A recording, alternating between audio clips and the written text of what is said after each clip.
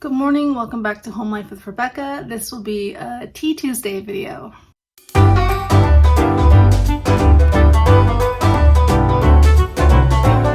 So before we get started, I'm wearing a Halloween sweatshirt. I thought that was fun. So again, before we get started, I am making the pantry challenge video. It's not really a challenge because like I said in that video, if you watched it, we always kind of eat what we have, but I am going to be posting a few dinners that I made this week based on the suggestions that you guys gave me. So today for Tea Tuesday, I thought since last time we did the Create Your Own Calm, I feel like people on my channel have really resonated when I talk about raising teenagers.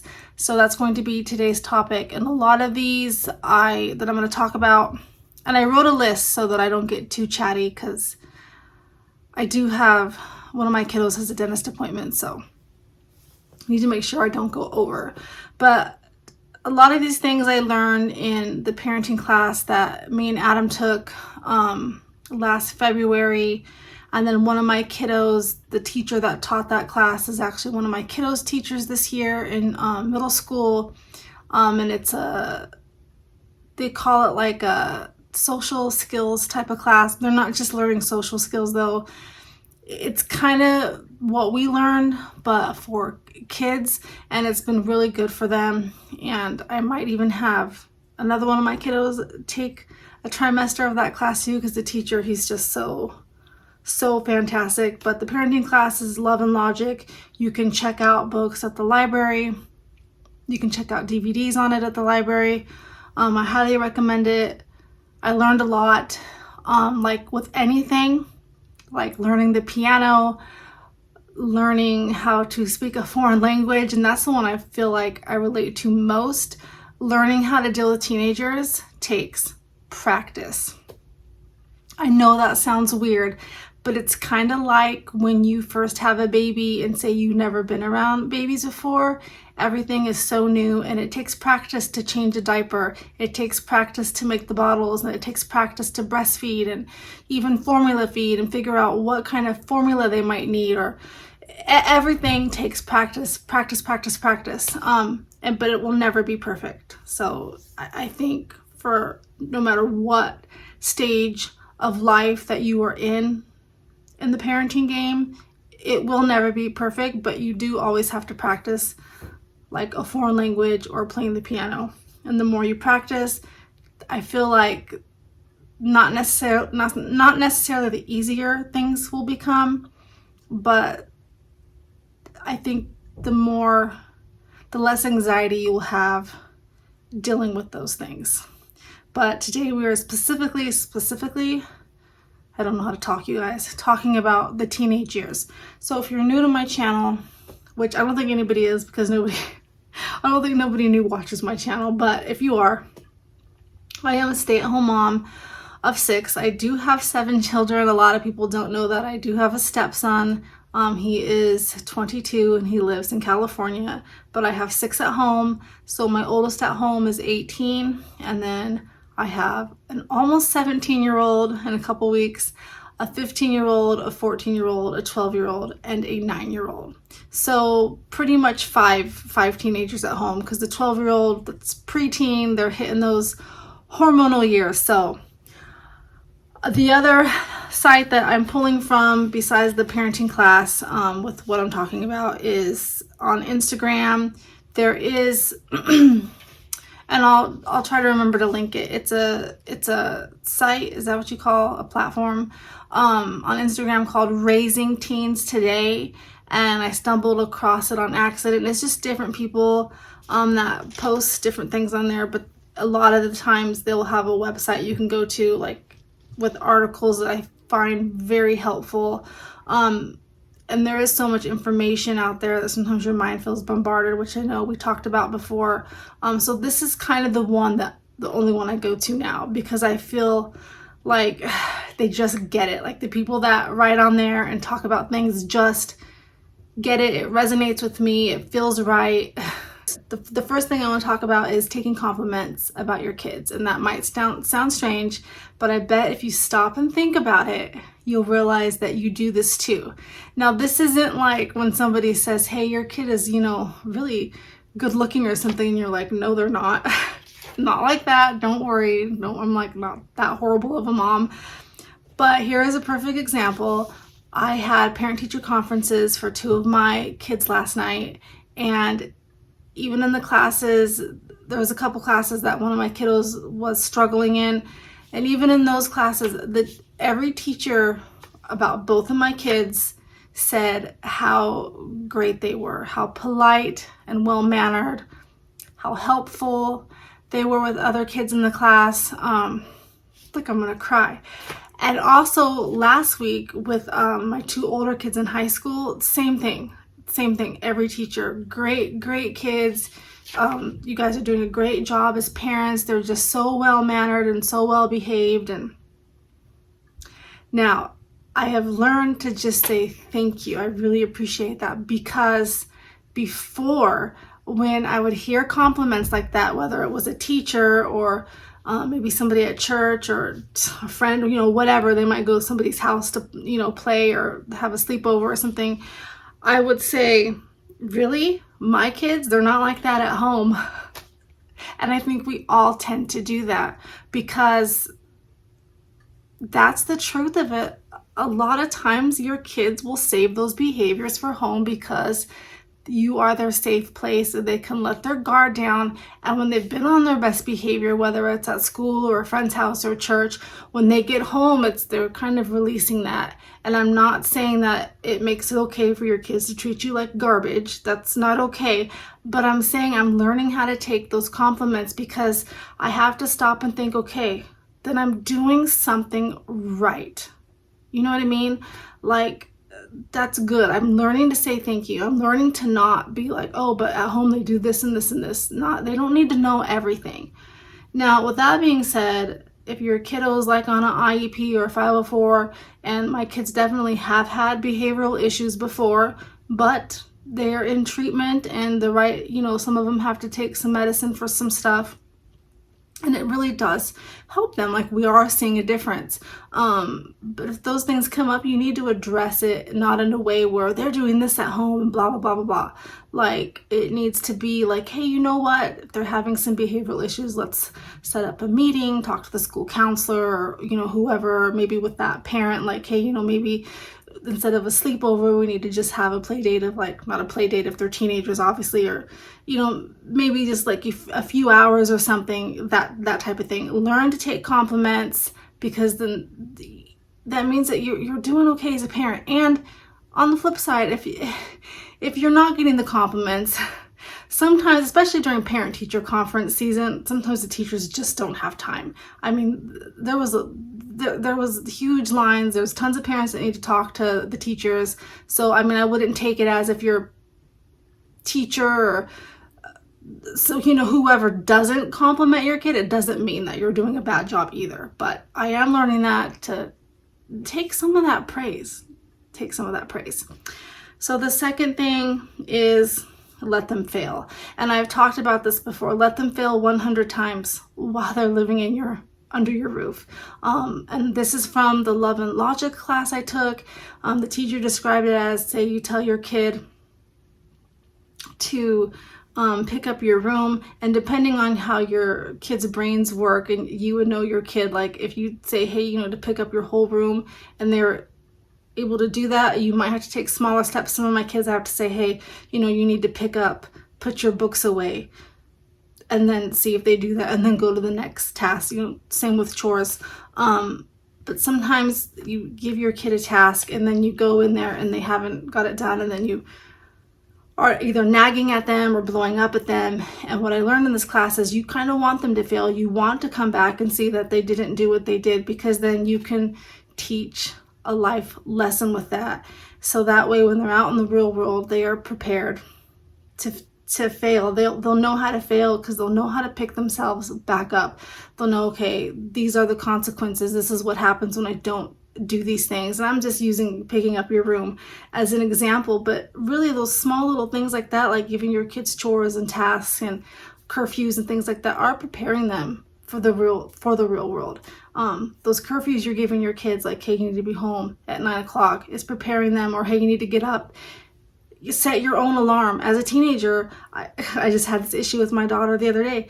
She's like, how come you didn't wake me up? I overslept. And I said, that's not my job, because this is the one that's in college. Especially, that's not my job, because she needs to get herself up, set her alarms, because I'm not always going to be there to wake her up. What is she going to be, 25? And, you know, what if she's married and, or, you know, goes off to a different college, like university? I'm not going to be able to call her and be like, oh, hey, sweetie, you need to wake up and get to class, or get up and get your kids ready for school. Like, that's not how it works. By the time I was in high school, my mom did not wake me up. It was up to me. And if I missed the bus, I had to find a way to school. But like for my oldest daughter, it's kind of a life lesson. Like, hey, you need to start maybe setting 3 alarms, go to bed earlier. But you kind of want them to fail. And I'm trying to teach her, because one day she is going to be out of the house. Let them fail. They need structure. They don't think they do, but they need it, and they actually thrive in it. So with that, you have to learn, and this is the third thing. Am I on number 3? Yes. To not be bothered by the things that you want to be bothered by. When I find dishes in their room, or they leave heaters on when we can't afford to run heaters, and I don't want to get ants, and I keep telling them over and over again to pick up their messes in their room, don't leave the dishes in there. I have to learn not to be so bothered by it, because I'm not the only one who has teenagers that sneak food into their room and then leave their dishes in there. But it goes back to letting them fail thing. There's going to be consequences for that.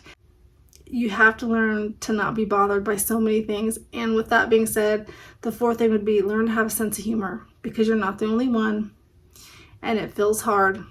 Believe me, I know, but learn to laugh about some of the things.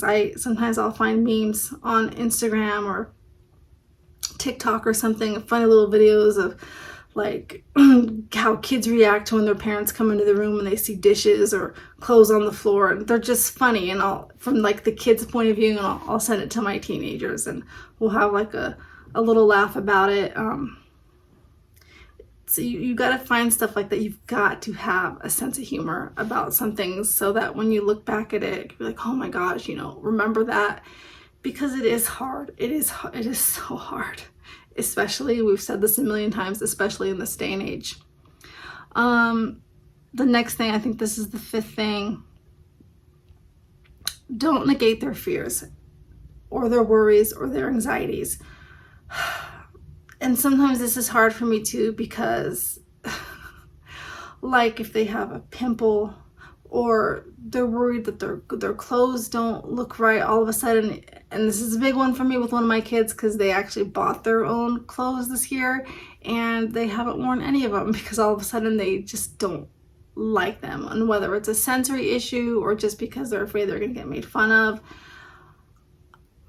I would tend to get so upset about it. Like, it's fine, who cares, don't worry, if they're going to make fun of you, they're not your friend anyway, like that type of thing. This is one of the things that takes practice to stop. Let them have their freak out, because they feel safe with you. Let them get it off their chest, and don't negate it. Don't play it down. Be there for them. You might not understand it, but pretend like you understand it, because they need that. I know for me, when I get that way and my husband is like, oh, just don't freak out about it, or it'll be fine, that makes me feel even worse inside. And they're humans too. And so that pimple, I would feel like that now, so that's probably a bad example, but you know, maybe because their pants are tight at the bottom because now flare pants are in, they probably really are having huge anxiety to wear pants that don't look right to school. So don't negate their fears or worries. Listen to them. Let them throw up all over you. Not literally, you know what I mean? Like with their words, let them get it out, because you want to be their safe person. Another thing, I don't even know what number I'm on because I didn't number them. Letting the plan go. This I got from the Raising Teens Today. The last couple ones I got from the Raising Teens Today site. Letting plans go. For me, this means mostly traditions. So we haven't gone to a pumpkin patch this year. I've already had kids telling me that they don't want to do the pie eating contest for Vlogmas.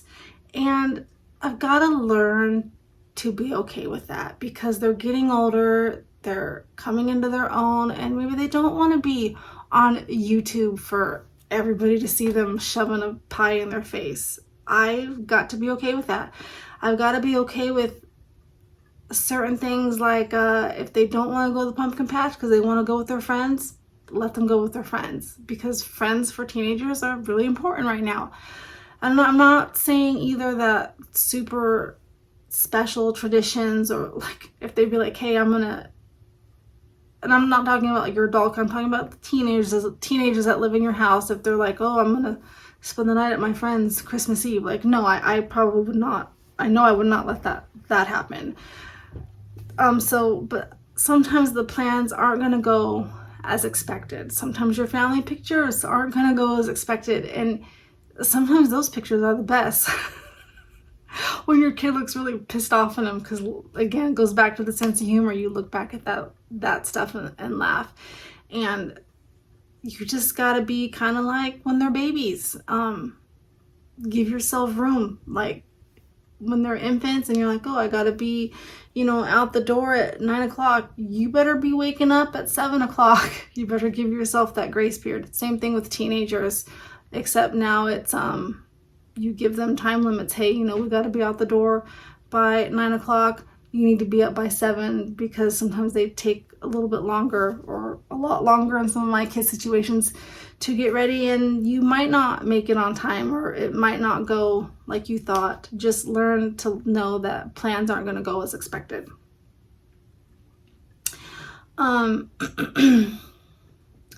Be prepared when you have teenagers that they're going to know more than you, that they're going to know everything, and that you are stupid. That you have no idea what you're talking about, and you have no wisdom, and you weren't a teenager yourself. Be prepared for that. That goes back to having a sense of humor about it too, and I remember feeling that way as a teen, thinking my mom and dad are dumb. Like, they don't know what this feels like. And sometimes you might not know what it feels like, but a lot of times when they're telling me stuff, I remember. And it's hard. The driving thing, like, my son is really bad at this. I'll say, hey, you need to slow down. I'm not going over the speed limit. Or I don't know, I'm sure you know what I'm talking about if you have teenagers, and that is just a teenager's brain. Their brains are developing, and they need more sleep. I think I've mentioned that before. It is a proven fact that teenagers do need more sleep. That is why they will sleep until 1 o'clock in the afternoon. But just be prepared for that. I feel like if you're prepared for that, things will go a little bit more smoothly, because it can just kind of be in one ear, out the other. And if your kid, this isn't on my list, but if your kid is super argumentative, I learned this in the Love and Logic class, learn to celebrate that. If you have one of the kids that talks back all the time, I'm not talking about cussing you out type of thing, but wants to argue with you, celebrate that, because like the teacher explained, if you're needing, something's wrong with your heart or something, and you're going to have surgery, you want the doctor that doesn't say, oh, well, there's nothing else we can do, just, close them up, hope he had a nice life. You want the doctor that's going to be like, no, like, let's try this, let's do this. Like, they don't take no for an answer. So maybe they'll be a lawyer or something, but learn to celebrate that. And on that, learn to walk away too. So I do have kids that will pester me and hound me, and they'll try to follow me. Like, if I say, no, we're not doing this, but, learn to walk away and have key phrases written out, and these are one of the things that you would have to practice. Sometimes I will think up scenarios in my head like the teacher taught us. I'll visualize them, and I'll visualize what I'm going to say to them so that you practice. So here's a perfect example. My son last year wanted to go to a 2 or 3 day concert in Salt Lake City. He was 16. He was 16. He was 15 when he asked, but it was going to be happening like 4 months from then. So he would have been 16, because that was one of the arguments. That was like one of the things he was trying to present, like, but I'll be 16 with a group of friends. And I said, no, I'm sorry, you're too young to do that. Even when it turned out some parents were going, I was like, I'm sorry, I don't know those parents. And he kept pestering me, and I was like, I get it, but no. And I kept having to like not argue with him, not get defensive with him, because as soon as you do that, then that just fuels the fire and it makes it worse. And I'm like, I'm sorry, that really sucks. And, I understand it's going to be tough, but again, no, just, you're not going to be able to go. And to not back down with those things. And you have to practice that. You have to practice staying neutral. And I feel like that's the hardest thing to do with teenagers, because when they get upset or angry, you tend to get that way too, and it's really hard. You really have to practice. You have to picture different scenarios, especially if you know something's coming up, how to stay calm. And I still mess up. I had a blowout, not a huge one, but the other day I got really upset, and I was like, dang it, like I didn't practice what I learned. Like, you really have to learn how to stay calm in those moments. Be honest with yourself about how you're feeling. Be honest with your spouse. Be honest with a trusted friend. And you know what? Be honest with your kids. I am learning this, and this is probably the hardest thing for me to do on this list. When somebody asks me, hey, how you doing? And I'm not talking about like just a casual person at church or in the store, but like when my mom asks me, hey, how are things? Or my sister, I need to learn, like, you know what? Things aren't going really good. I'm really struggling. I'm having a hard time with some of my kids. And you don't have to give all the personal details, like maybe about what your kid's doing, but be honest about how you're feeling. Like, hey, I'm really not okay. Like, I really wish I could take a break. And I did this with my kids the other day. I was really struggling. And I told him, like, you know what? I'm going to tell you something. And I said, and I'm not telling this to make you feel guilty or to guilt you into doing something. I'm just telling you this because it is my feelings and I am a human being. But I'm not okay with the way you're treating me right now. Or I'm not okay with you guys not helping out enough, because I feel like a doormat sometimes. I feel used.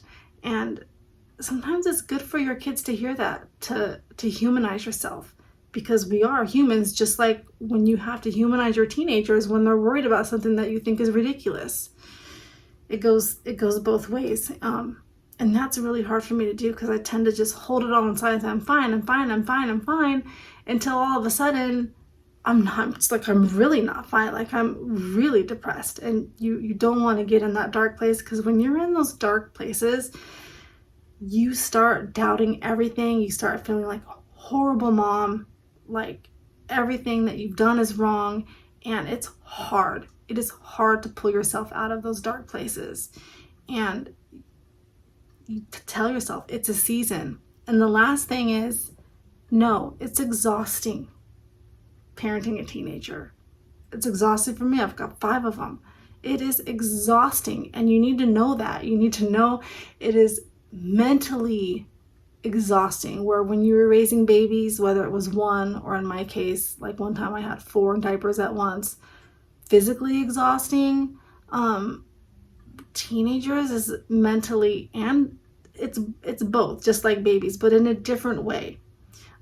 You're still getting lack of sleep. I'll just tell you what, I don't think you're ever going to get a good sleep until maybe all your kids are out of the house. And even then, I think you'll still worry. My mom still worries about me, and I'm 46, so know that it's going to be exhausting, even when you do take those breaks, because I find sometimes when I do try to take breaks for myself, it's always like there in the back of my head, and I really have to pray about it and trust, you know, what I'm doing and trust the process and know it's okay to be exhausted. It's okay to be tired, because you know what?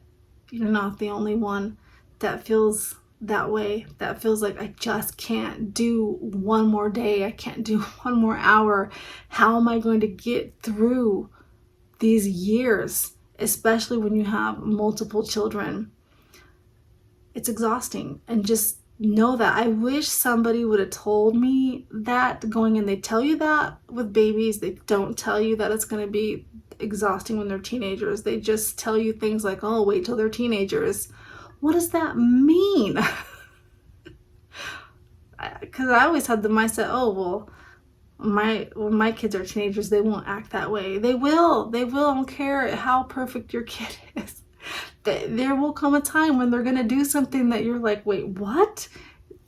And it seems to happen overnight.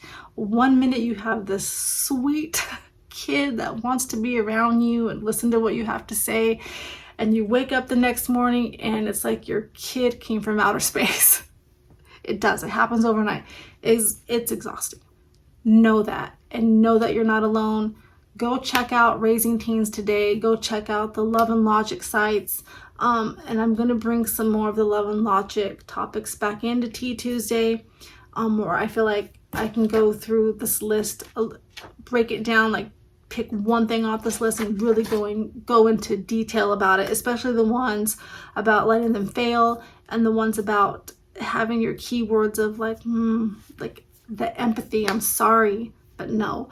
Empathy is so important when raising teenagers. And know that you're going to fail a lot of the time, and to be okay with it, because it is a learning process and you are practicing. But that is it. Leave me a comment if you struggle with any of these things, or if any of these things are helpful, and if you like these type of videos. And hope everybody has a great rest of your week. And chicken tendies. I'll talk to you guys later. Bye.